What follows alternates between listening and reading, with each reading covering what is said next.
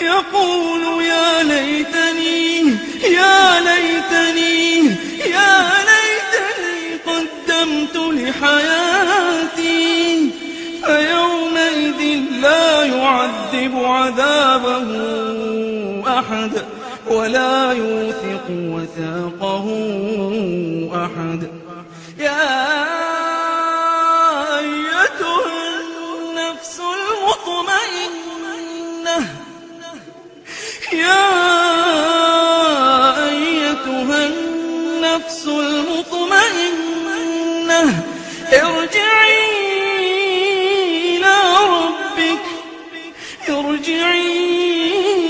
إلى ربك راضية